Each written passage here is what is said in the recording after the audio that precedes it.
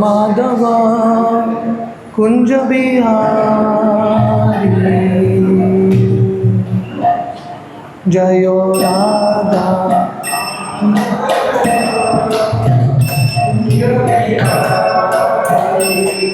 जय राधा माधव कुंज बिहारी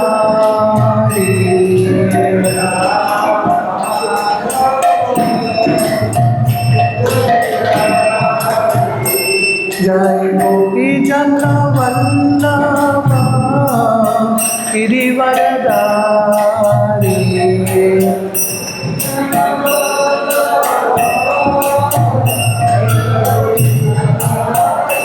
जय गोपी जन वल्लभ गिरिवरधारी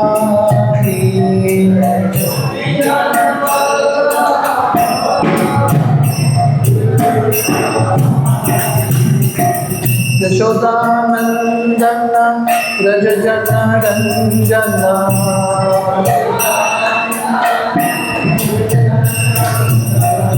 यमुना तीरा वनचारी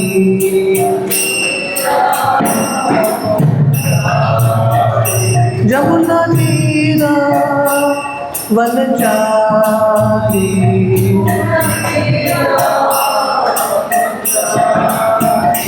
जय राधा कुंज बिहारी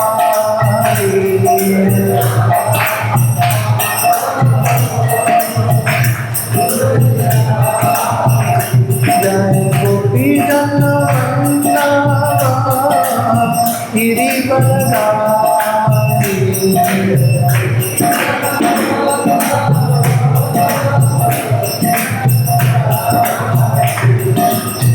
यशोदानंदन व्रज जन रंजन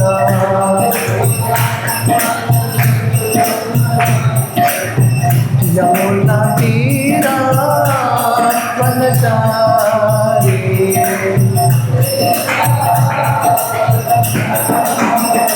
यमुना तीरा वनचारी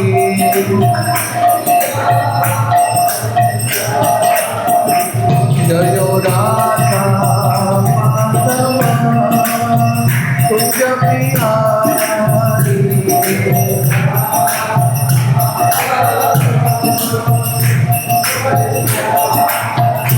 जय राधा माधव कुंज बिहारी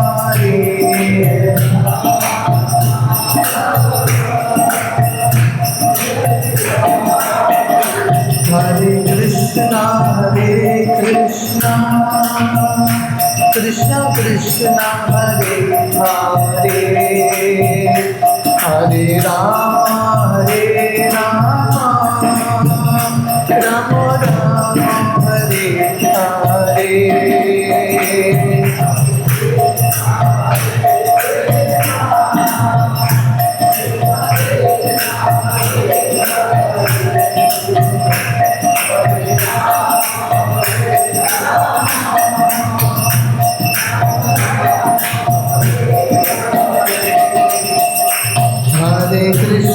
हरे Krishna Krishna Krishna Hare Hare Hare Ram Ram Ram Hare Hare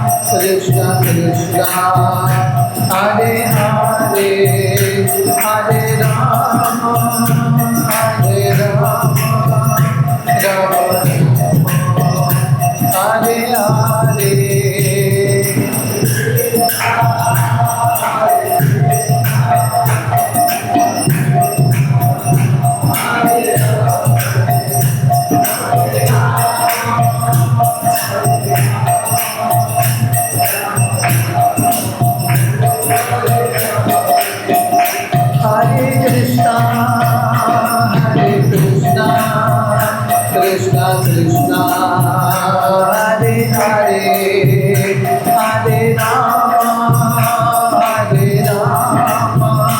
Rama Rama, Hare Hare.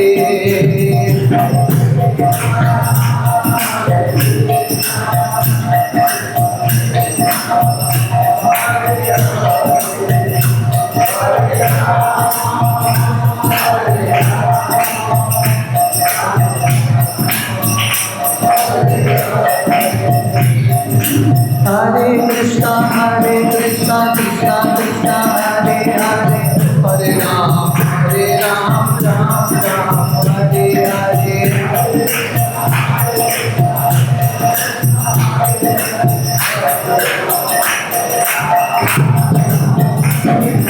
Hare Krishna, Krishna Krishna, Hare Hare, Hare Ram, Ram Ram, Hare Hare.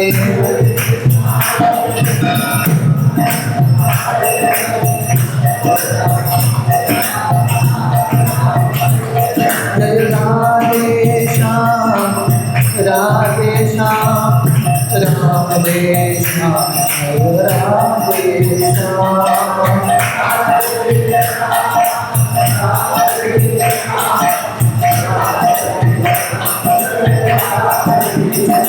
Jai Gauranitai, Gauranitai, Gauranitai, Jai Gauranitai.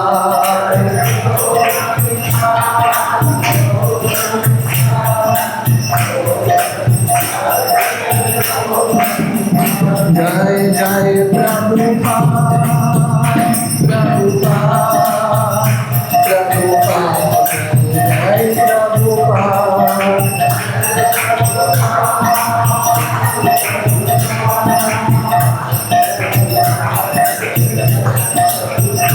Nitai Gaur Hari Bol, Hari Bol, Hari Bol, Nitai Gaur Hari Bol.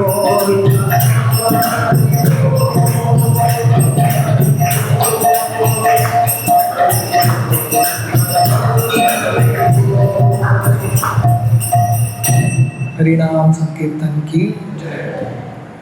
ओम नमो भगवते वासुदेवाय।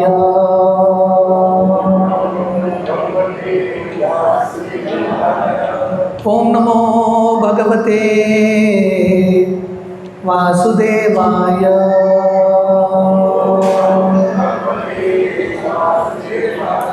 ओम नमो भगवते वासुदेवाय।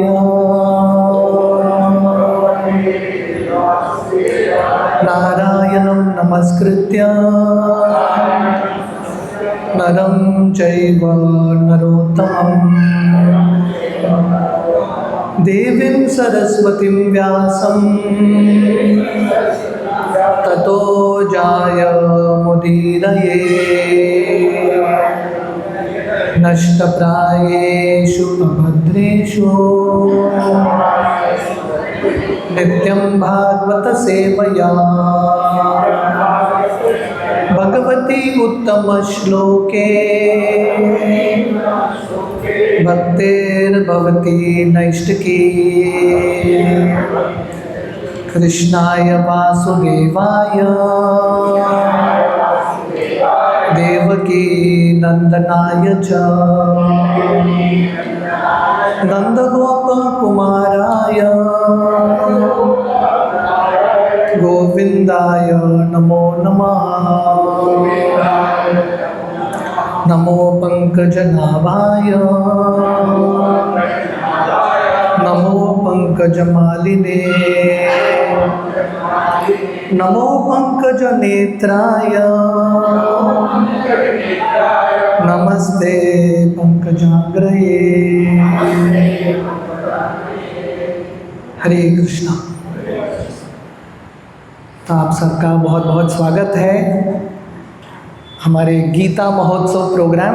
आज हमारा चौथा दिन है, 4th session. हमने पहले दिन हमने भगवद गीता का महिमा, गीता महात्मा ही सुना था आदि शंकराचार्य से। उसके बाद हमने गीता का पहला अध्याय पहले श्लोक से हमने शुरू किया।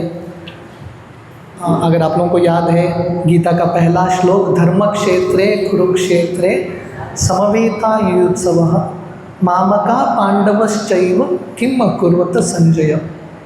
तो गीता हमने डिस्कस किया। शुरू होता है धृतराष्ट्र के ये प्रश्न से कि मेरे पुत्र और पांडु के पुत्र ये धर्म क्षेत्र कुरुक्षेत्र में एकत्रित होके क्या कर रहे हैं। तो हमने विस्तार से वर्णन किया। हर युद्ध का, हर जो कलह है, झगड़ा है, उसका शुरुआत होता है मामका पांडवश्चैव। जब व्यक्ति मेरा और तुम्हारा ऐसा भेदभाव करता है तो युद्ध फिजिकली होने से पहले हर एक व्यक्ति के मन में युद्ध होने लगता है।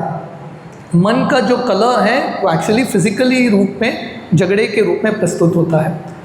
तो हमने देखा, श्रील प्रभुपाद बताते हैं कि भगवान कृष्ण की उपस्थिति से अल्टीमेटली, हालांकि कौरवों का संख्या बहुत ज़्यादा है, 11 अक्षौणी सेना है कौरवों का, पर जीत अल्टीमेटली पांडवों का ही होने वाला है, क्योंकि ये जो क्षेत्र है धर्म क्षेत्र है। तो ये श्लोक में हमने विस्तार से चर्चा किया था, हम उसके डिटेल में नहीं जाएंगे। हमने देखा दूसरा श्लोक। तो बेसिकली पहले श्लोक में धृतराष्ट्र संजय से प्रश्न कर रहे हैं कि मेरे पुत्र दुर्योधन इत्यादि रणभूमि में इकट्ठा होके क्या कर रहे हैं। उसके उत्तर में संजय उत्तर देते हैं, बोलते हैं, जब दुर्योधन संजय उवाच दृष्ट्वा तो पांडवानीकम व्यूढ़म दुर्योधनस्तथा आचार्य उपसंगम्य राजा वचनम अब्रवीत।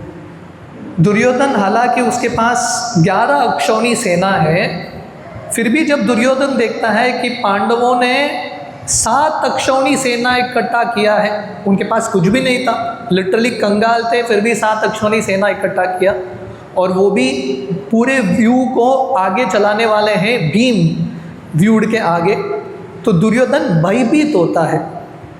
तो हमने ये डिस्कस किया था, व्यक्ति के पास कितना भी संख्या हो, अगर व्यक्ति अधर्म के मार्ग पे है, गलत कर रहा है, मन में डेफिनेटली भय उत्पन्न होगा।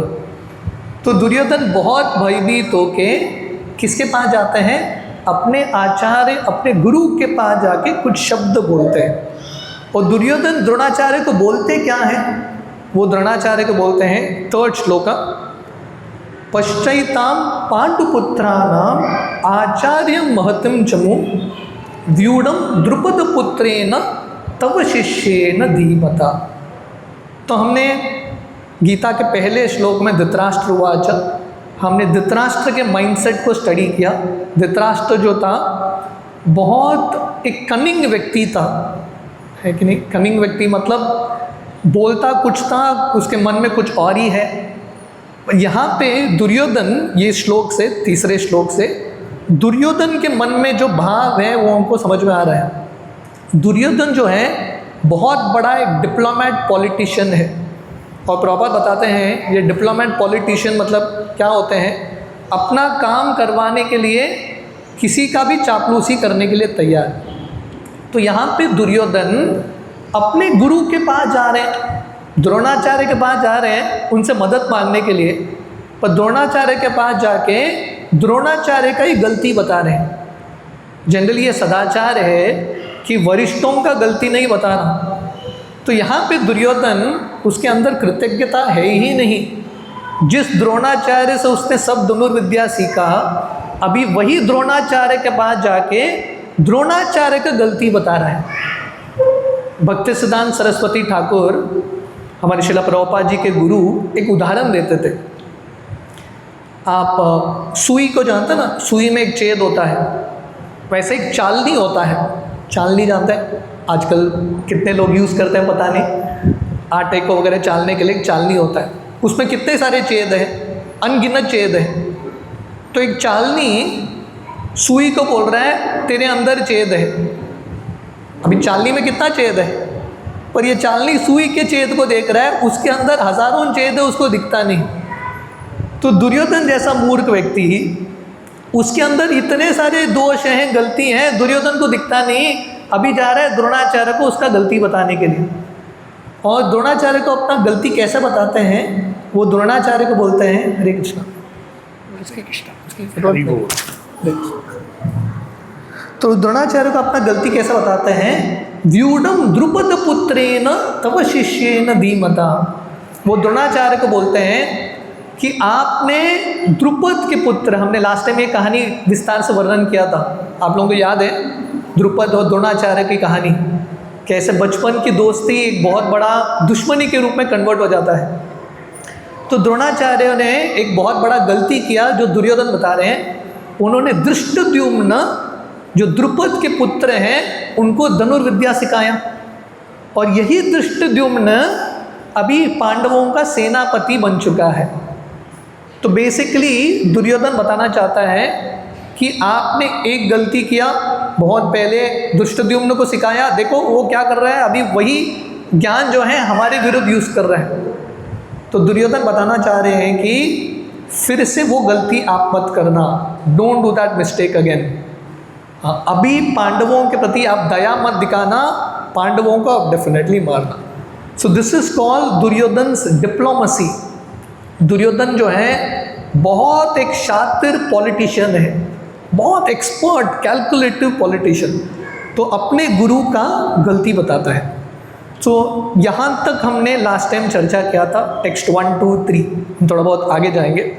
उसके बाद जो है दुर्योधन द्रोणाचार्य को दोनों सेनाओं के बारे में बताते हैं, है कि नहीं। इसको इंग्लिश में बोलते हैं स्वॉट एनालिसिस। कुछ भी युद्ध में या गेम में उतरने से पहले, है कि नहीं, अभी IPL हुआ ना, जब भी क्रिकेट मैच होता है, कुछ भी होता है, एक एनालिसिस होता है। कैप्टन जो है एनालिसिस करता है अपोनेंट पार्टी के स्ट्रेंथ क्या है, उनमें मेन प्लेयर्स, फास्ट बॉलर्स कौन है, बैट्समैन कौन है, हमारे अंदर स्ट्रेंथ क्या है, उसको स्टडी करते हैं। तो ये कैप्टन का कार्य है। तो अभी ये युद्ध चल रहा है, मैच नहीं है।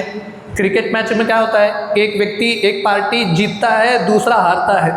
ये युद्ध भूमि है, ये युद्ध भूमि में एक पार्टी जीतता है, दूसरा मरता है, हारता नहीं है, मर जाता है। तो यहाँ पे बहुत कैलकुलेशन के साथ उतरना पड़ता है। तो दुर्योधन जो है द्रोणाचार्य को उनके सेनाओं के बारे में और पांडवों की सेनाओं के बारे में, अलग अलग जो योद्धा हैं उनके बारे में बताते हैं।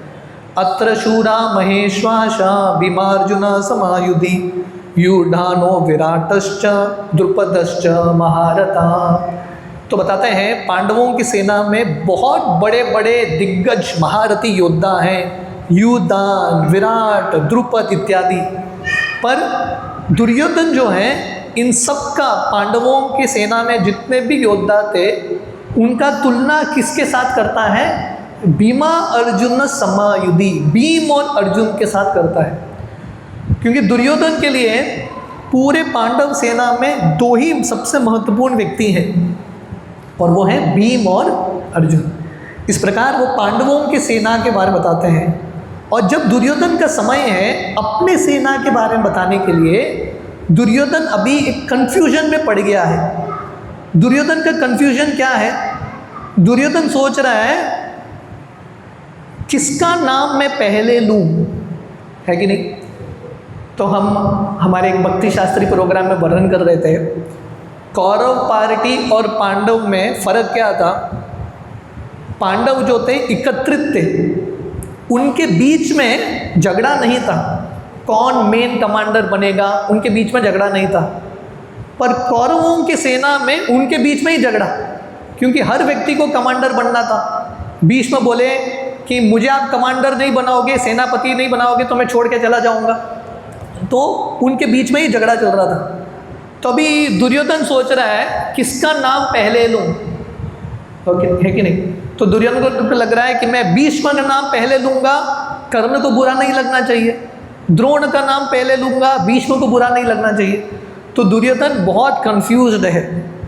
और दुर्योधन क्या बोलता है फाइनली, भवान भीष्मश्च कर्णश्च कृपश्च समतिंजय अश्वत्थामा विकर्णश्च सौमदत्तस्तथैव च। तो भीम फाइनली बहुत सोच के अपना बुद्धिमत्ता लगा के वो कंक्लूजन पे आते हैं। पहला अपने सेना के बारे में जब दुर्योधन बता रहे हैं द्रोणाचार्य को, पहला नाम द्रोणाचार्य का लेते हैं। क्यों? क्योंकि द्रोणाचार्य ब्राह्मण है। क्योंकि दुर्योधन को लगता है क्योंकि द्रोणाचार्य ब्राह्मण है, भीष्म को कुछ प्रॉब्लम नहीं होगा, क्योंकि जनरली ये हमारा वैदिक पद्धति है, वैदिक संस्कार है कि पहला सम्मान जो है हमेशा ब्राह्मणों को दिया जाता है। जैसे आप ये चार्ट में देख रहे हैं, जैसे हर शरीर के लिए शरीर में अलग अलग अंग होते हैं, है कि नहीं? शरीर का हर एक अंग इम्पॉर्टेंट है, हाथ भी इम्पॉर्टेंट है, पैर भी इम्पॉर्टेंट है, सब कुछ इम्पॉर्टेंट है, पर सबसे इम्पॉर्टेंट क्या है? सर इम्पॉर्टेंट है कि नहीं? बिना हाथ का व्यक्ति जी सकता है कि नहीं जी सकता? बिना पैर का व्यक्ति जी सकता है। किसी को आपने देखा है बिना सर का? ऐसा कोई व्यक्ति दिखा क्या आपको? बिना सर का कोई है? नहीं होगा। बिना सर का व्यक्ति जी नहीं सकता, शरीर चल नहीं सकता। तो ऐसे समाज में जैसे शरीर में अलग अलग अंग होते हैं, सब अंग इम्पॉर्टेंट है, फिर भी सर का एक महत्व है, इम्पॉर्टेंस है। वैसे ही सामाजिक शरीर में अलग अलग श्रेणी के लोग होते हैं, ब्राह्मण, क्षत्रिय, वैश्य, शूद्र। शूद्र जो हैं माने जाते हैं ये समाज के पैर हैं, वैश्य जो हैं बिजनेसमैन, ये समाज के पेट है, राइट? जैसा पेट जो है सबको खाना देता है, बिजनेसमैन लोगों का कार्य है सबको इकोनॉमी मेंटेन करके रखना। क्षत्रिय शरीर के बाहु हैं, पूरे समाज को बचाते हैं। और ब्राह्मण क्या है? ये पूरे सामाजिक शरीर के सर हैं, दिशा दिखाते हैं, वो ब्राह्मण का कार्य है। तो इसलिए दुर्योधन जो इतना अधार्मिक व्यक्ति है, उसके अंदर भी ये संस्कार तो है। दुर्योधन के अंदर एक अच्छा गुण क्या है? वो ब्राह्मण को थोड़ा तो सम्मान देता था, लिटिल रिस्पेक्टफुल। आजकल के लोग शायद दुर्योधन से भी बदतर हो गए, ब्राह्मणों को, गायों को कोई सम्मान ही नहीं देता। तो इसलिए दुर्योधन किसका नाम लेते हैं? पहले द्रोण का नाम, क्योंकि द्रोण का नाम लेने से भीष्म को बुरा नहीं लगेगा। अगला किसका नाम लेते हैं? भवान भीष्मश्च। दूसरा नाम वो भीष्म का लेते हैं, लेना ही पड़ेगा। अगर वो नहीं लेते हैं, भीष्म उधर ही रन छोड़ के निकल जाते थे। भीष्म को कुछ कारण चाहिए था निकलने के लिए। अगर दुर्योधन यहाँ पे भीष्म का नाम दूसरे नंबर पर नहीं लेते, भीष्म चले जाते थे। तो दुर्योधन को बहुत एंग्जाइटी है, बहुत एंग्जाइटी है ये पूरे सेना को एक रखने के लिए। You can take care of the children, someone can do Gopal's fun school. Yes, तो दूसरा वो भीष्म का नाम लेते हैं। और तीसरा किसका नाम लेते हैं? कर्ण का नाम लेते हैं, क्योंकि कर्ण के अंदर भी बहुत ईगो था, बहुत अहंकार था। कर्ण का नाम तीसरे नंबर पे नहीं लेंगे तो कर्ण भी चला जाएगा, तो तीसरा कर्ण का नाम लेते हैं। उसके बाद कृपाचार्य जो बहुत बुजुर्ग हैं, उनका नाम तो लेना ही है। और साथ ही साथ वो किसका नाम लेते हैं? अश्वत्थामा विकर्णश्च। विकर्ण, तो यहाँ में हमने पहला एक श्लोक देखा, थर्ड श्लोका, जहाँ पे दुर्योधन का डिप्लोमेसी, दुर्योधन कितना बड़ा शातिर पॉलिटिशियन है वो दिखता है। कैसे? वो द्रोणाचार्य को, अपने गुरु को ही अपना गलती बता रहा है, अपना काम करवा के लेने के लिए। यहाँ पे दुर्योधन देखो, लोगों का नाम भी सोच सोच के लेता है, किसी को बुरा नहीं लगना चाहिए, मेरा पार्टी छोड़ के दूसरे पक्ष में नहीं जाना चाहिए। और साथ ही साथ यहाँ पे दुर्योधन जो है विकर्ण का नाम लेते हैं। विकर्ण कौन है? किसी को पता है क्या? विकर्ण दुर्योधन का ही भाई है। ये लोग कितने भाई थे? 100 भाई थे, है कि नहीं? 100 गधे, और 100 गधों को भीम ने गधे से मारा, है कि नहीं? सब भाइयों को किसने मारा? भीम ने मारा। और भीम ने कैसा मारा? अपना गदा लेके गधों को मार दिया। तो उसमें से एक ही, 100 गधे थे पर एक ही अच्छा एक व्यक्ति था, उसका नाम था विकर्ण। क्यों? क्योंकि जब द्रौपदी का वस्त्रहरण हो रहा था, ये एक विकर्ण दुर्योधन के पार्टी का एक भाई बोलता है गलत है, ये मत करो। तो दुर्योधन को लगता है अभी मैं विकर्ण का नाम नहीं लूँगा, ये शायद वो पार्टी में चला जाएगा। तो उसको थोड़ा संतुष्ट करने के लिए दुर्योधन बोलता है जाता क्या है, उसका भी नाम ले लो, उसको भी संतुष्ट करके रखता है। तो दुर्योधन इतना इंटेलिजेंट पॉलिटिशियन है। मैं शायद लास्ट टाइम वर्णन कर रहा था, आज के समय पे दुर्योधन होता था, किसी एक स्टेट का चीफ मिनिस्टर तो डेफिनेटली बन जाता था। वेरी इंटेलिजेंट गाय, कैसे पॉलिटिक्स खेलना है, कैसे लोगों को उसके पक्ष में रखना है, सब आता है कि नहीं।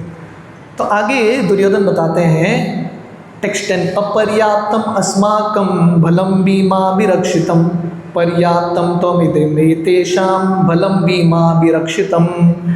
दुर्योधन बोलते हैं हमारा शक्ति जो है असीमित है, क्योंकि भीष्म देव हमारी रक्षा कर रहे हैं, और पांडवों के पक्ष में उनका सेना सीमित है, उनका जो शक्ति है, क्योंकि भीम उनके सेना का रक्षण कर रहे हैं। तो अभी दुर्योधन जो है, दुर्योधन अब तक उन्होंने द्रोणाचार्य का गुणगान किया, भीष्म का गुणगान किया, और दुर्योधन बोल रहे हैं, क्योंकि भीष्म भी ये पूरे दुर्योधन के प्रवचन को सुन रहे हैं, तो दुर्योधन भीष्म को बोल रहे हैं कि आपके मार्गदर्शन में हम बहुत सुरक्षित हैं। पर दुर्योधन को ये लग रहा था मैं भीष्म का बहुत ज़्यादा गुणगान करूँगा, बाकी सेना के लोगों को थोड़ा बुरा लगेगा। तो दुर्योधन क्या करते हैं, बाकी सब लोगों को अच्छा लगना चाहिए करके 11वां श्लोक बोलते हैं। और दुर्योधन यहाँ पे बता रहे हैं अयनेषु च सर्वेषु यतान भागान अवस्थितान भीष्ममेवाभिरक्षन्तु भवन्तः सर्वमेव हि। वो बताते हैं कि आप सब लोग भी, आप जहाँ जहाँ स्थित हो, जैसा होता है ना क्रिकेट मैच में जब व्यक्ति फील्डिंग करता है, अलग अलग फील्डर्स को अलग अलग स्थान में रखते हैं, स्ट्रैटेजिक पोजीशन बोलते हैं, जहाँ जहाँ बैट्समैन मारेगा कैच पकड़ सकते हैं। तो वैसे युद्ध में अलग अलग इम्पॉर्टेंट पॉइंट्स हैं। तो यहाँ पे दुर्योधन जो है इन सबको बोल रहे हैं आप सब लोग अलग अलग जो स्थान है उसको आप सुरक्षित रखिए। क्यों? क्योंकि ये भीष्म जो है बहुत बूढ़े हो चुके हैं, इन पे हम ज़्यादा निर्भर नहीं हो सकते। तो ये जो 11वां श्लोक है सब लोग सुनेंगे, जो बाकी दुर्योधन के सेना में, उनको क्या लगता है, उनको ये समझ में आता है कि दुर्योधन बोल रहा है आप सब लोग मेरे लिए इम्पोर्टेंट हो, क्योंकि भीष्म बूढ़ा व्यक्ति है, शायद हम ज़्यादा काम हमारे लिए कर नहीं पाएगा। पर यहाँ पे भीष्म को क्या लगता है, भीष्म को लगता है दुर्योधन बोल रहे हैं सब लोगों को आप सब लोग भीष्म को सपोर्ट करना। इस प्रकार जो है दुर्योधन सबको संतुष्ट करने का प्रयास करता है, is trying to satisfy everyone. तो ये सेक्शन जो है दूसरे श्लोक से लेके लगभग 11वें श्लोक तक हम दुर्योधन का मेंटालिटी समझते हैं, दुर्योधन का जो मानसिकता है। और दुर्योधन का मानसिकता क्या है, किसी का भी गुणगान करो, किसी का भी चापलूसी करो, अल्टीमेटली काम उसका होना चाहिए। ऐसे लोगों को किसी के प्रति प्रेम नहीं है।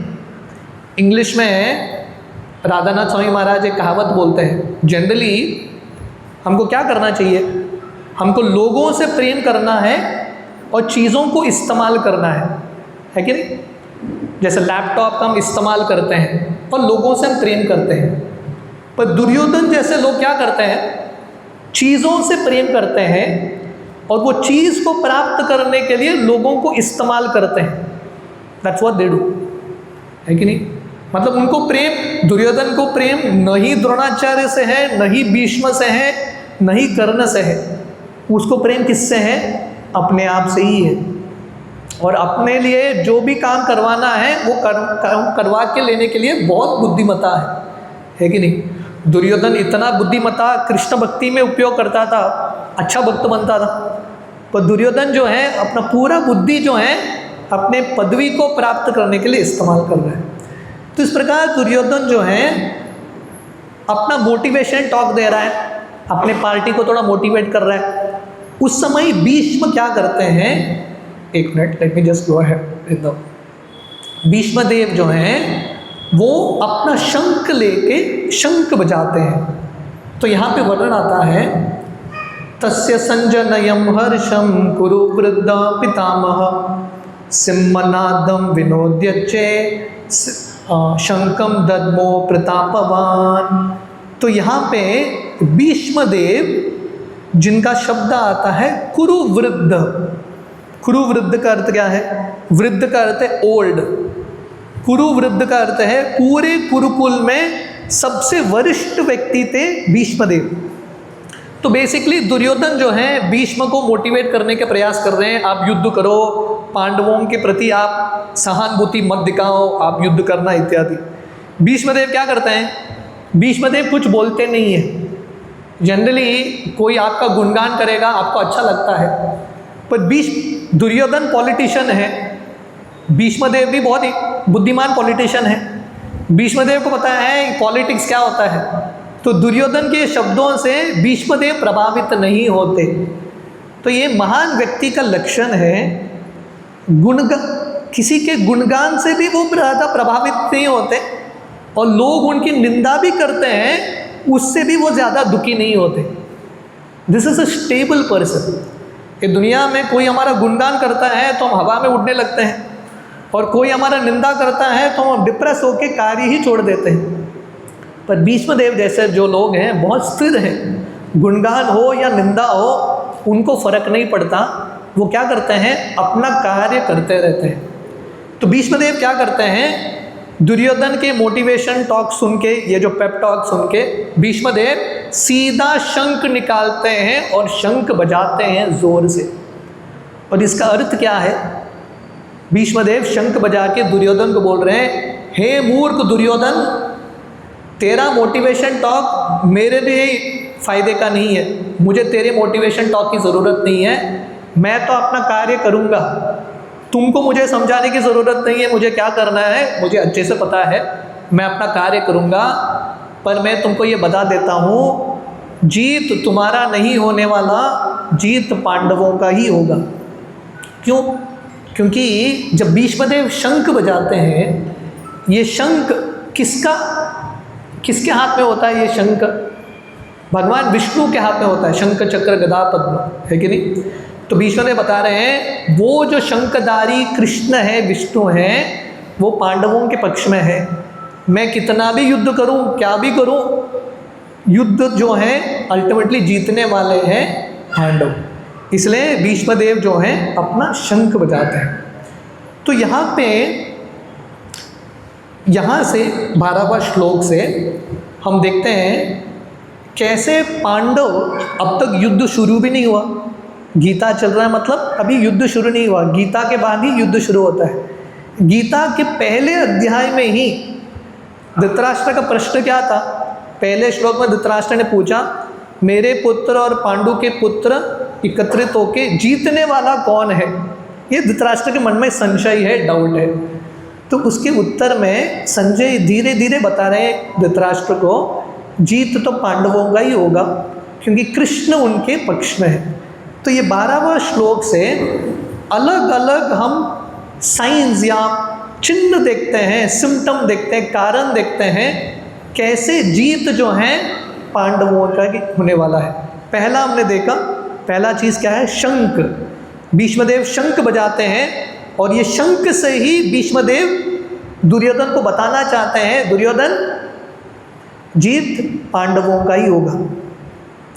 हमारे जब मैं बचपन में स्कूल में पढ़ता था ना, मैं डॉन बॉस्को स्कूल में पढ़ा हूँ, हमारे एक मैथ्स टीचर थे, उस समय एक ब्रदर हुआ करते थे, हमको मैथ्स सिखाते थे। और जब वो हमको मैथ्स का प्रॉब्लम कुछ सिखाते थे, कुछ इम्पॉर्टेंट प्रॉब्लम है, मतलब जब मैथ सॉल्व करते थे ना हमारे क्लास में, अगर वो बताना चाहते हैं कि ये प्रॉब्लम ध्यान से सीखना, ये पक्का एग्ज़ाम में आएगा, वो ऊपर बोर्ड पे लिखते थे प्रॉब्लम के ऊपर SIKH समथिंग लाइक दैट। इसका अर्थ क्या है? समझने वाले को इशारा ही काफ़ी है, बस ये लिख देते थे, तो समझ लेना ये तो पक्का आने वाला है एग्ज़ाम में। तो वैसे ही भीष्मदेव इशारा दे रहे हैं दुर्योधन को शंख बजा के, तू कितना भी नाटक कर ले, जीत जो है पांडवों का ही होने वाला है। So this is the first symptom, conch shell जो भीष्मदेव बजाते हैं। आगे वर्णन आता है, let me get this shloka, आप मेरे पीछे ये श्लोक दोहरा सकते हैं। टेक्स्ट 13 स्क्रीन में है। तथा शंकश्च भैर्यश्च पानवानक गोमुका सहसैवाभयायन्त सशब्दस्तुमुलोऽभवत्। तो क्या होता है, जब भीष्मदेव ने शंख बजाया, एक साथ बाकी सब लोग जो थे कौरव सेना में, वो सब लोग अपना शंख, भैर्य, गोमुख, अलग अलग जो वाद्य हैं वो सब बजाने लगते हैं। क्यों बजाते हैं? क्योंकि देखिए म्यूज़िक बहुत इम्पॉर्टेंट है। शब्द यहाँ पे वर्णन क्या है, सशब्दस्तुमुलो भवत्। शब्द का अर्थ है आवाज़। आवाज़ बहुत इम्पॉर्टेंट है। हर चीज़ के पहले एक आवाज़ होता है और आवाज़ से क्या साइन है हम समझ जाते हैं। जैसा होता है ना स्कूल में हम स्कूल के बारे में बात कर रहे हैं, है कि नहीं। स्कूल बेल जब बजता है, इसका अर्थ क्या है, छुट्टी, है कि नहीं। बच्चे रुके रहते हैं ना, है कि नहीं। वो 1 o'clock का हर पीरियड के बाद एक छोटा बेल बजता है और पूरे 1 o'clock के बाद जोर का एक बेल बजता है। बस वो एक बेल सुनने के लिए सब बच्चे बहुत उत्सुक है कि नहीं, लिबरेटेड, मुक्त हो गए स्कूल से। तो वैसे ही रेफरी अपना विसल बजाता है, उसका भी एक रेफरेंस है। रेफरी ने विसल ब्लो किया फुटबॉल के समय, मतलब कुछ गलती हो गया, लाइक पेनल्टी लग गया, कुछ लग गया, समथिंग लाइक दैट। तो ऐसे ही शब्द का बहुत इंपॉर्टेंट प्रयोग है। ये युद्ध भूमि में, कुरुक्षेत्र के समय युद्ध भूमि में क्या होता था, लाखों सैनिक युद्ध करते थे और उसके साथ साथ हजारों लोग होते थे जो युद्ध नहीं करते थे, सिर्फ वाद्य बजाते थे। क्यों? क्योंकि उसमें एक स्पिरिट आता है। जैसा अभी लेटेस्ट IPL हुआ ना, है कि नहीं।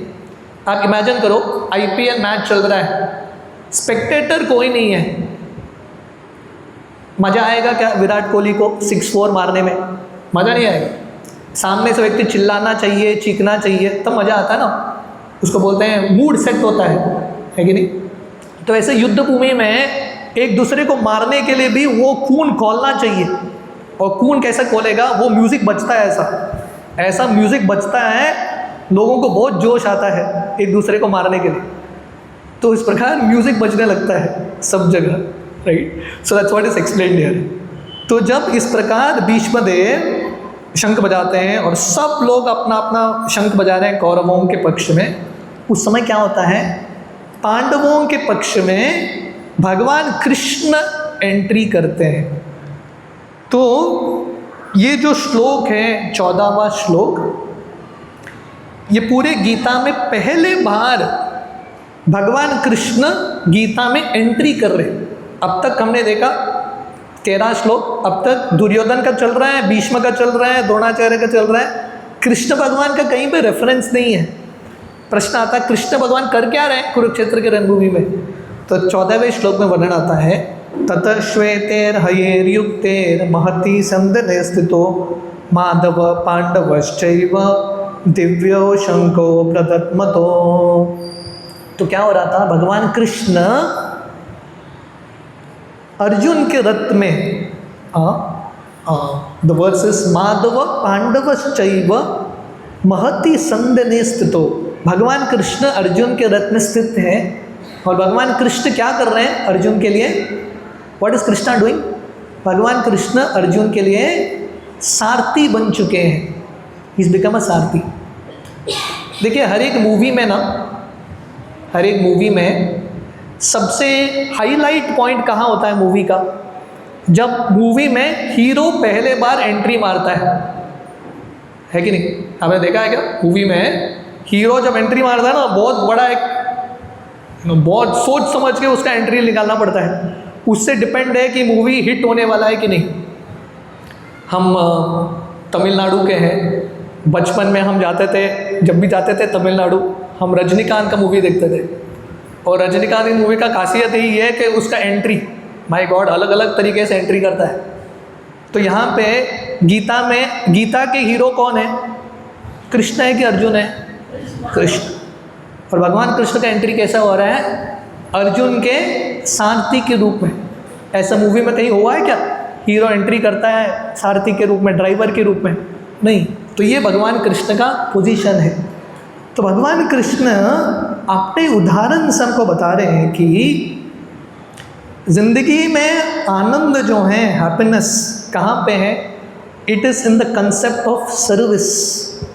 भगवान कृष्ण साक्षात पूर्ण पुरुषोत्तम भगवान कृष्ण किस में आनंद ले रहे हैं? अपने भक्तों की सेवा में भगवान कृष्ण आनंद प्राप्त कर रहे हैं। सो देयरफॉर हम सबकी ज़िंदगी में अगर हमको आनंद प्राप्त करना है, किस में है आनंद? भोग करने में आनंद नहीं है। भगवान कृष्ण गीता में बताते हैं, यही संपर्शजा भोगा दुख यौन एवते आदि अंतवंत कौन्तेय रतेषु रमते बुधा। ये दुनिया का जो सुख है, शुरुआत में सुख होगा, आगे जाके दुख देगा। पर ये दुनिया में अगर आपको शाश्वत आनंद प्राप्त करना है तो ये आनंद कहाँ मिलेगा? भगवान और भक्तों के सेवा से। This is called Sevanand. सेवा के माध्यम से जो आनंद है वो सबसे श्रेष्ठ आनंद है। इसलिए भगवान कृष्ण का ये 14वें श्लोक में पूरे गीता में एंट्री होता है किसके रूप में? अपने भक्त अर्जुन के सारथी के रूप में। और यहाँ पे अर्जुन और पांडव, उन्होंने जब शंख बजाया, उनके शंख का वर्णन कैसा आता है? दिव्यो शंखो प्रदत्मतो। भगवान कृष्ण और अर्जुन का शंख कैसा है? दिव्य शंख है। कौरवों ने, भीष्म ने जब शंख बजाया, उनके शंख का वर्णन दिव्य शंख करके नहीं आया। तो पांडवों का शंख, स्पेशली भगवान कृष्ण का जो शंख है, दिव्य शंख है। तो ये दूसरा चिन्ह है कैसे पांडवों का जीत होने वाला है, क्योंकि भगवान कृष्ण और अर्जुन के शंख को दिव्य बोला गया है। और श्रील प्रभुपाद तात्पर्य में वर्णन करते हैं, भगवान कृष्ण के अलग अलग नाम हैं, है कि नहीं? और हर एक नाम के पीछे एक अर्थ है। जैसे भगवान कृष्ण का नाम है पार्थ सारथी। थोड़ा एक हम एक्सरसाइज करेंगे, क्विज करेंगे, ठीक है? 5 मिनट्स। भगवान कृष्ण का एक नाम है पार्थ सारथी। पार्थ सारथी का अर्थ क्या है? जो अर्जुन के सारथी हैं। भगवान कृष्ण का नाम है गोविंद। गोविंद का अर्थ क्या है? जो गाय को चराते हैं। भगवान कृष्ण का नाम है देवकी नंदन। इसका अर्थ क्या है? देवकी के लाडले कृष्ण। भगवान कृष्ण का नाम है गोपाल। गोपाल का अर्थ क्या है? जो गायों को पालते हैं, गोपाल। तो वैसे ही कृष्ण का यहाँ पे एक नाम है माधव। माधव का अर्थ क्या है? What does Madhav mean? Madhav का अर्थ है लक्ष्मी के स्वामी कृष्ण। तो ये तीसरा चिन्ह है कि जीत कैसे पांडवों का ही होगा, क्योंकि कृष्ण कौन है? माधव। और माधव मतलब लक्ष्मी के स्वामी, और लक्ष्मी मतलब सफलता, धन, ऐश्वर्य, सब कुछ, विक्ट्री। तो जहाँ पे लक्ष्मी है वहीं पे तो जीत होगा। तो क्योंकि कृष्ण पांडवों के पक्ष में है और क्योंकि कृष्ण लक्ष्मी के पति हैं, जीत पांडवों का ही होने वाला है। इसके साथ साथ श्रील प्रभुपाद तात्पर्य में वर्णन करते हैं, महति संदेने स्थितो। ये जो रथ था अर्जुन का, ये रथ भी साधारण रथ नहीं था। ये रथ किसने दिया अर्जुन को? अग्निदेव ने रथ प्रदान किया अर्जुन को। कुरुक्षेत्र के आप युद्ध को आप स्टडी करेंगे ध्यान से, पूरे कुरुक्षेत्र में, पूरे 18 दिन के युद्ध में हर एक महारथी ने रथ एटलीस्ट 3-4 बार तो चेंज किया, क्योंकि इतने खतरनाक अस्त्र चलते थे। किसी का गदा का प्रहार होता था, रथ टूट जाते थे। सिर्फ अर्जुन का एक ही रथ है, एक ही व्यक्ति का रथ है। 18 दिन अर्जुन ने रथ कभी चेंज ही नहीं किया, चेंज करने का अवसर ही नहीं मिला, क्योंकि ये रथ जो था बहुत ही स्पेशल रथ। और ये रथ को किसने दिया था? अग्निदेव ने दिया। तो यहाँ पे हम देखते हैं, तो पहला चीज़ जैसे मैंने बताया, भगवान कृष्ण ने अपना शंख बजाया पांचजन्य, और जहाँ पे भगवान कृष्ण है वहाँ पे डेफिनेटली विजयी होगा, क्योंकि कृष्ण माधव है। सो ये हमारे लिए लेसन है, बहुत इंपॉर्टेंट लेसन। लेसन क्या है? जैसे अर्जुन का अपना कुरुक्षेत्र का युद्ध था, हम सबके जीवन में अपना अपना संघर्ष है, अपना अपना युद्ध है। यहाँ पे कोई है जो बोल सकता है मेरे जीवन में कुछ भी संघर्ष नहीं है, कुछ भी स्ट्रगल नहीं है। हर एक व्यक्ति की ज़िंदगी में संघर्ष तो है ही। पर यहाँ पे हम गीता से हम क्या सीख सकते हैं? गीता महाभारत से कैसे अर्जुन और पांडवों ने उनके जिंदगी में कृष्ण को प्राधान्य स्थान दिया। तो हम सबकी ज़िंदगी में प्रॉब्लम है और हम प्रॉब्लम का सल्यूशन ढूंढ रहे हैं। प्रॉब्लम का सल्यूशन क्या है? Very simple. What is the solution? Add Krishna to your life. सब समस्याओं का सल्यूशन क्या है? कृष्ण को आपके ज़िंदगी में ऐड करो, है कि नहीं?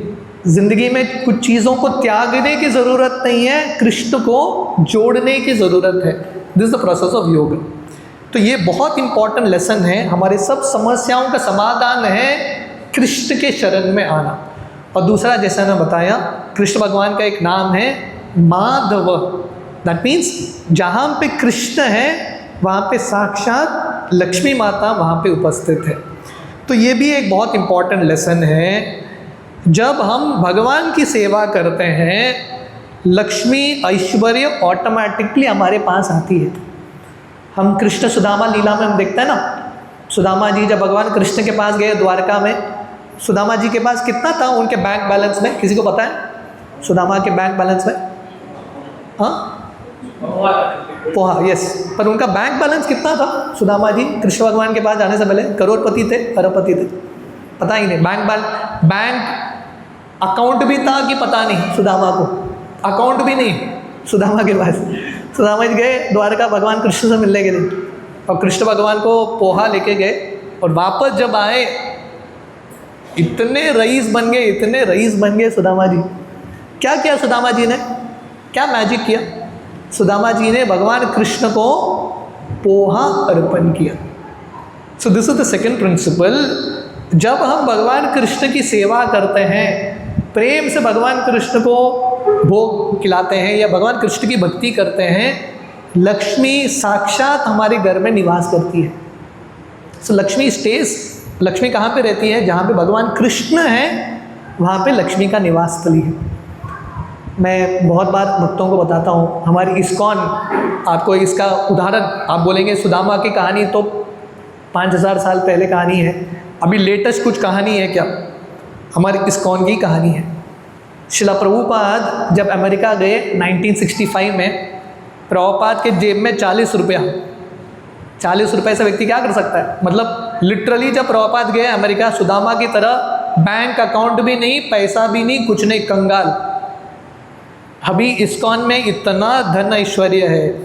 अभी हमारे मायापुर मंदिर, मायापुर में हमारा इतना बड़ा मंदिर आ रहा है, पूरे दुनिया का सबसे बड़ा मंदिर, करोड़ों डॉलर, करोड़ों अरबों डॉलर का मंदिर है। कहाँ से आया ये सब धनराशि? क्योंकि प्रभुपाद का विश्वास था, जहाँ पे भगवान कृष्ण की सेवा होती है, लक्ष्मी ऑटोमेटिकली आती है। तो ये दुनिया में हर व्यक्ति को सफल बनना है। सफल बनने के लिए हज़ारों लाखों पुस्तक पढ़ते हैं, हज़ारों तरीके अपनाते हैं, पर ये सबसे बुद्धिमान तरीका है जो पांडव हमको सिखा रहे हैं, गीता हमको सिखा रहा है, कृष्ण को हमारे ज़िंदगी में जोड़ना। और तीसरा, जैसे हमने बताया, अर्जुन के रथ को किसने दिया था? अग्निदेव ने अर्जुन के रथ को दिया, और इसलिए अर्जुन जो है यही रथ के साथ 18 दिन युद्ध कर पाए। तो ये भी इम्पॉर्टेंट एक लेसन है। जब हम भगवान कृष्ण की सेवा करते हैं, सिर्फ लक्ष्मी हमारे साथ नहीं रहती, देवताओं का भी आशीर्वाद होता है। Even demigods become happy. अलग से देवताओं की पूजा करने की ज़रूरत नहीं है, क्योंकि सब देवता कृष्ण की पूजा कर रहे हैं, है कि नहीं? आप कृष्ण भगवान की पूजा करो, सब देवता ऑटोमेटिकली आपसे खुश होंगे और सब कुछ प्रदान करेंगे। आप महाभारत स्टडी करोगे, अर्जुन को प्रैक्टिकली हर देवता ने अपना सबसे महत्वपूर्ण अस्त्र दे दिया। इंद्र ने वज्र दे दिया, शिवजी ने पशुपत अस्त्र दे दिया, वरुण ने अपना अस्त्र दे दिया। प्रैक्टिकली हर देवता ने सब कुछ दे दिया। वैसे रामायण में हम देखते हैं, पूरे महाभारत के हीरो हुए अर्जुन, और पूरे रामायण के हीरो हुए हनुमान जी। और हनुमान जी किसके भक्त? जैसे अर्जुन कृष्ण के भक्त, हनुमान जी भगवान राम के भक्त। और क्योंकि वो राम के भक्त हैं, सब देवताओं ने हनुमान जी को भी स्पेशल वर दे दिया। ब्रह्मा जी ने वर दिया कि मेरा ब्रह्मास्त्र भी आपको कुछ नहीं करेगा। अश्विनी कुमार ने वर दिया कि आपको सब जड़ी बूटियों का ज्ञान होगा। सब देवताओं ने भी आशीर्वाद दिया। तो ये भी बहुत इम्पॉर्टेंट है। अगर हम भगवान कृष्ण का आश्रय लेंगे, ऑटोमेटिकली सब देवता प्रसन्न हो जाएंगे। और तीसरा चौथा चीज़ जैसे मैंने बताया, कृष्ण का ये जो शंख है इसका वर्णन आता है ट्रांसडेंटल, दिव्यो शंको प्रदत्पतो। ये कहानी आती है जब भगवान कृष्ण और सुदामा जी, मैं कृष्ण सुदामा के बारे में बात कर रहा था ना, कृष्ण सुदामा दोनों एक ही गुरुकुल में पढ़े। किसके गुरुकुल में? संदीपनी मुनि के गुरुकुल में। गुरुकुल होने के बाद बच्चों को गुरु दक्षिणा देना पड़ता है।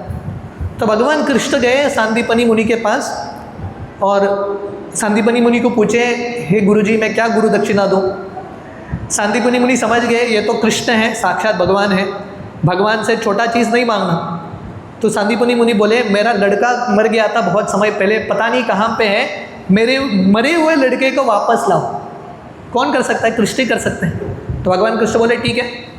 तो कृष्ण भगवान यमलोक चले गए और भगवान कृष्ण यमलोक जाके ये जो शंख है जो कृष्ण यहाँ पे बजा रहे हैं ना, यहाँ पे वर्णन है दिव्य शंखो प्रदत्मतो, भगवान कृष्ण अपना पांचजन्य शंख बजा रहे हैं।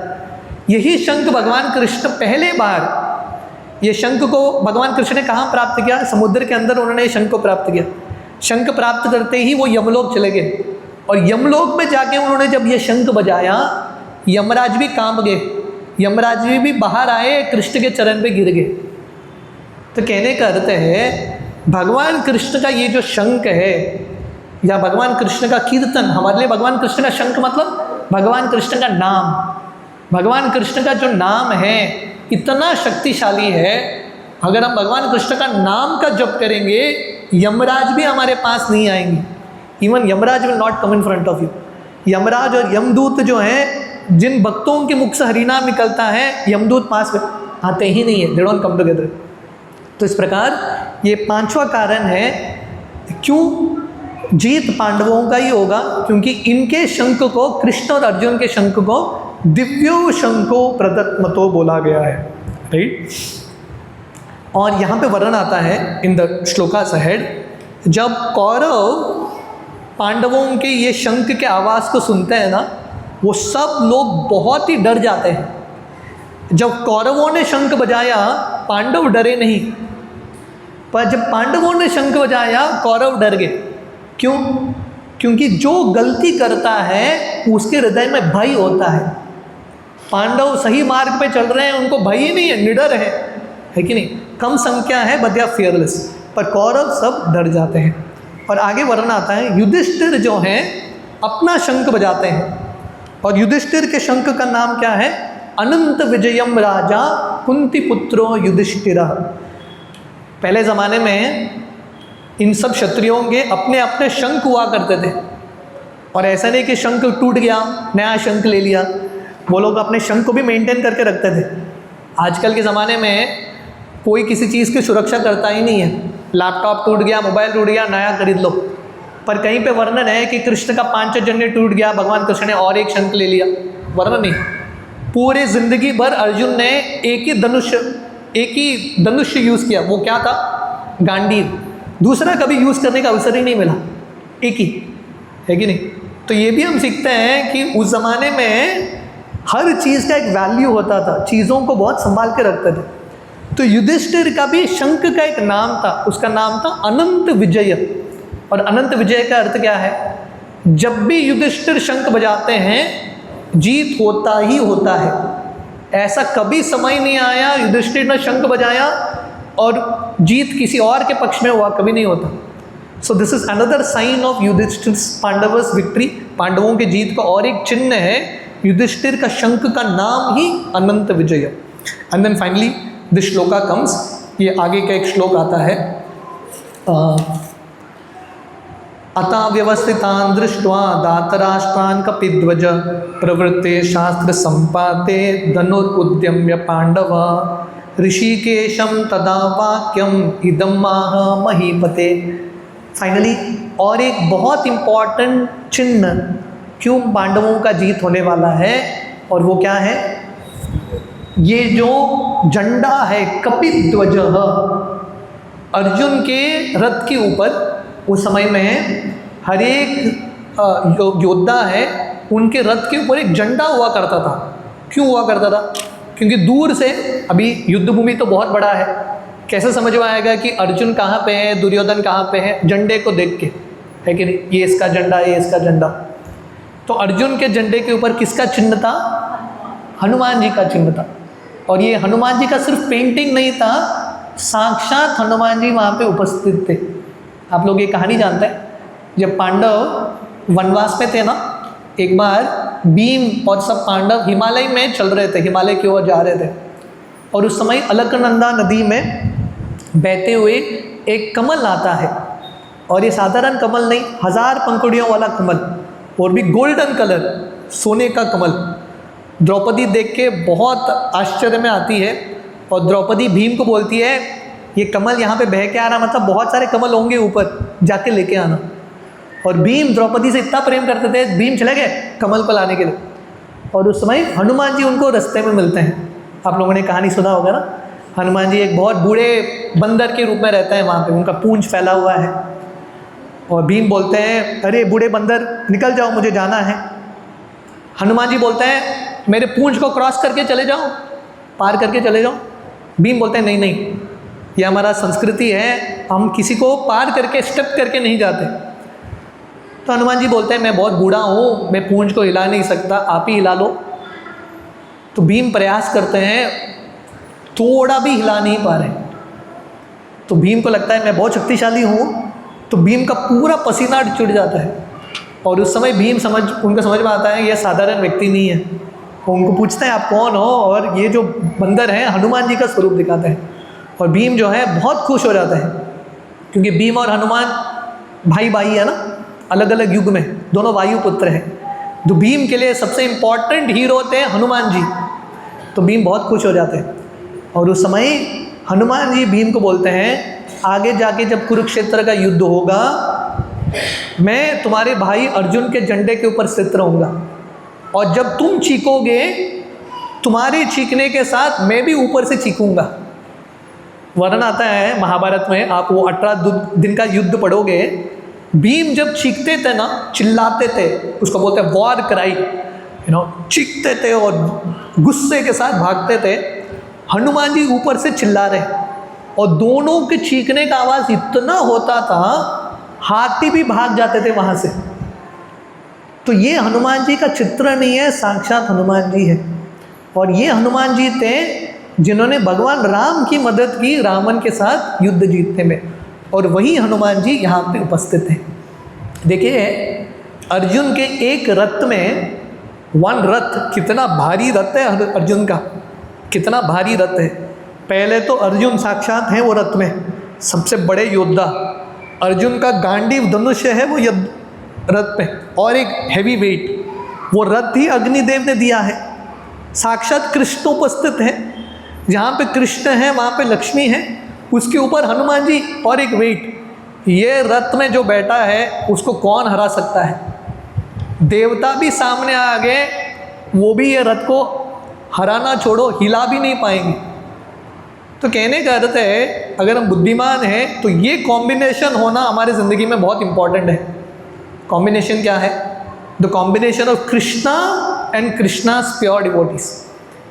हम सबकी ज़िंदगी में ओपोनेंट बहुत ही भारी होंगे, पर अगर हमारे पक्ष में कृष्ण है और कृष्ण के भक्त हैं, कोई भी हमको विफल नहीं कर सकता। नो वन कैन डिफीट अस। इसलिए गीता का अंतिम श्लोक, यत्र योगेश्वर कृष्ण तत्र पार्थ धनुर्धर तत्र श्रीर विजयो भूतिर ध्रुवान नीतिर मतिर्मम। जहाँ पे कृष्ण और जहाँ पे कृष्ण भगवान के महान भक्त हनुमान जी की तरह हैं, वहाँ पे कभी पराजय हो ही नहीं सकता। So this is another very important lesson for us. Devotees are also willing to help. अगर हम कृष्ण भक्ति करेंगे, कृष्ण की सेवा करेंगे, लक्ष्मी भी हमारे साथ हैं, देवता भी हमारे साथ हैं, पूरा भक्त मंडल साधु संत भी हमारे साथ हैं, सीता राम हमारे पास उपस्थित हैं। तो इस प्रकार हम देखते हैं प्रैक्टिकली हर अवतार आएंगे आपको सपोर्ट करने के लिए।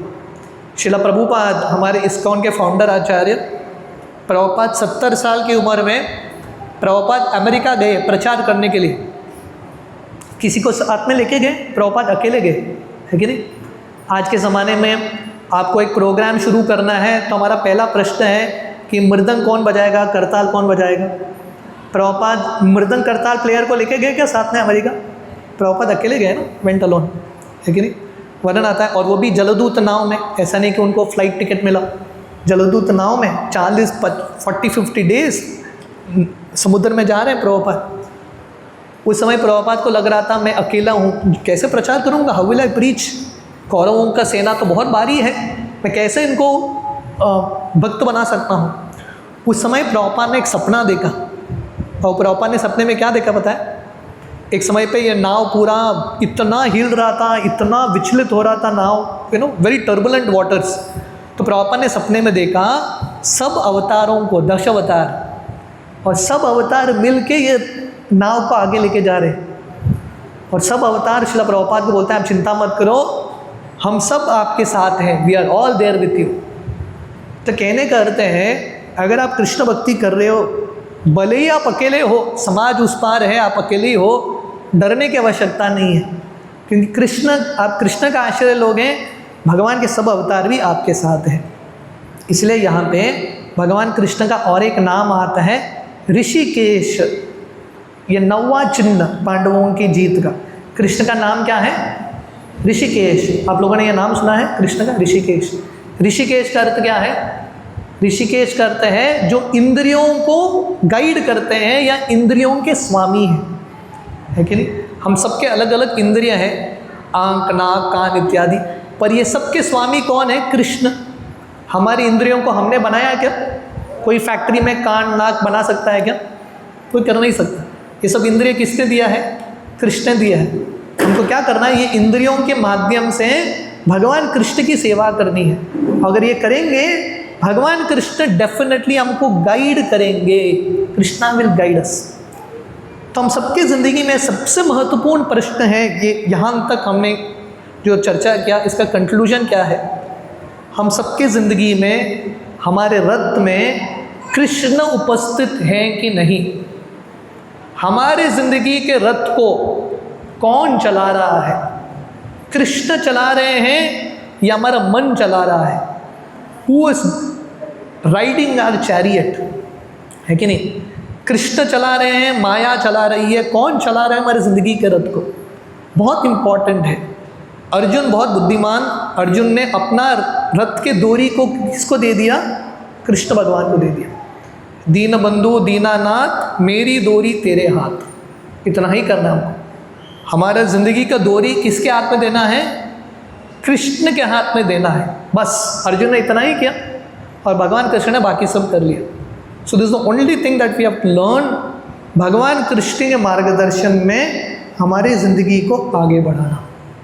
तो यहाँ तक हमने देखा, वी आर इन टेक्स्ट 20 श्लोक तक। क्यों अर्जुन पांडव जीतने वाले हैं, उसके अलग अलग चिन्ह, है कि नहीं? सो this is text 20। So basically मैं आपको समराइज करता हूँ यहाँ तक। पहले श्लोक में हमने देखा धर्म क्षेत्रे कुरुक्षेत्र, श्रील प्रभुपाद वर्णन करते हैं कि कैसे धर्म क्षेत्र में जीत धर्म का ही होगा, क्योंकि ये धर्म क्षेत्र है। ये धर्म क्षेत्र में कृष्ण भगवान उपस्थित हैं और धर्म के पौधे पांडव ही जीतने वाले हैं। और वो श्लोक में हमने धृतराष्ट्र के माइंडसेट को देखा। पूरे अधर्म के पौधे के जड़ हैं या पेड़ के जड़ हैं धृतराष्ट्र, है कि नहीं? उसके बाद दूसरे श्लोक से लगभग 11वें श्लोक तक हमने दुर्योधन के माइंडसेट को स्टडी किया कि दुर्योधन कैसा बड़ा डिप्लोमेट है, पॉलिटिशियन है। दुर्योधन अपना कार्य करने के लिए, कुछ भी करने के लिए तैयार, अपने गुरु का गलती बताता है, पहले किसका नाम लेना है सोच समझ के लेता है, विकर्ण का भी नाम ले लेता है, उसको भी खुश कर देता है। इस प्रकार दुर्योधन जो है बहुत चालाक होशियार व्यक्ति है, कैसे मैनिपुलेट करना है। पॉलिटिशियन मतलब मैनिपुलेट करना, अपने हिसाब से रूल्स को एडजस्ट करना। दुर्योधन से व्यक्ति सीख सकता है कितना बड़ा पॉलिटिशियन बनना है। तो that was the next section. उसके बाद हमने देखा 12वें श्लोक से कैसे पांडव जीतने वाले हैं, उसके अलग अलग चिन्ह। एक before even victory one we saw Bhishmadev blowing the conch shell. Bhishmadev ने शंख बजाया और शंख बजा के दुर्योधन को बोल रहे हैं जीत पांडवों का ही होगा। दूसरा हमने देखा भगवान कृष्ण साक्षात उपस्थित है। और कृष्ण कौन है? माधव। माधव मतलब लक्ष्मी के स्वामी। कृष्ण है मतलब लक्ष्मी है, सेकेंड साइन ऑफ विक्ट्री। रथ जो है किसने दिया? अग्निदेव ने दिया, वो भी तीसरा साइन। इतना ही नहीं, वो जो घोड़े थे अर्जुन के 5 घोड़े थे अर्जुन के रथ में, ये घोड़े भी और एक गंधर्व चित्र रथ ने दिया है अर्जुन को, वो भी दिव्य ट्रांसेंडेंटल हॉर्सेस, थकते नहीं थे जल्दी से। 5वां चिन्ह कृष्ण भगवान और अर्जुन के शंख को दिव्यो शंखो प्रदत्मतो, दिव्य शंख बोला गया है। छठा, युधिष्ठिर के शंख को अनंत विजय, मतलब जब भी युधिष्ठिर शंख बजाते हैं वहाँ पे विजयी होता ही होता है।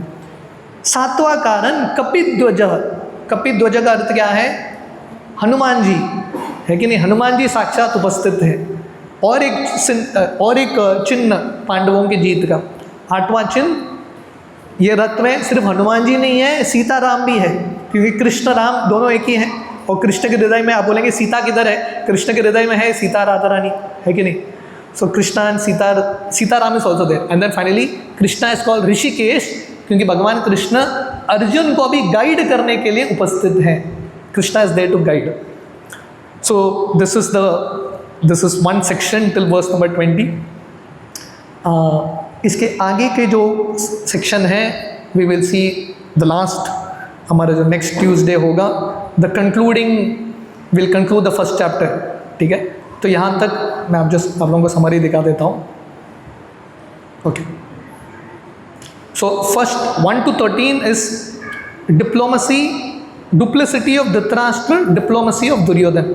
सो बेसिकली पहला 13 श्लोक दुर्योधन और धृतराष्ट्र के बारे में, दोनों बाप बेटे एक ही कैटेगरी के, है कि नहीं? नेक्स्ट सेक्शन वर्स नंबर 14, पहले बार भगवान कृष्ण का इंट्रोडक्शन होता है गीता में, किसके रूप में? अर्जुन के सारथी के रूप में। एंड देन 14 to 20 जो हमने देखा, अर्जुन के जीत के अलग अलग चिन्ह। नाउ वन लास्ट सेक्शन जो बहुत इंपॉर्टेंट सेक्शन है, 21 से ही लेके 46 तक, कैसे अर्जुन अभी कंफ्यूज होते हैं, थोड़े बिविल्डर होते हैं, कंफ्यूज होते हैं, और अर्जुन बेसिकली 4 कारण देते हैं भगवान कृष्ण को वो क्यों युद्ध नहीं करना चाहते। That's how the chapter ends. तो जब हम मिलेंगे अगले ट्यूसडे, हम पहले अध्याय को कंक्लूड कर लेंगे। आप सबका बहुत बहुत धन्यवाद। हरे कृष्णा। श्रील प्रभुपाद की जय। किसी का कुछ प्रश्न है? Anyone has any questions? आप लोगों को समझ में आया आज का विषय? किसी का कुछ प्रश्न है? ओके, तो आप सब लोगों का बहुत बहुत धन्यवाद, इतने ध्यान से सुने आप।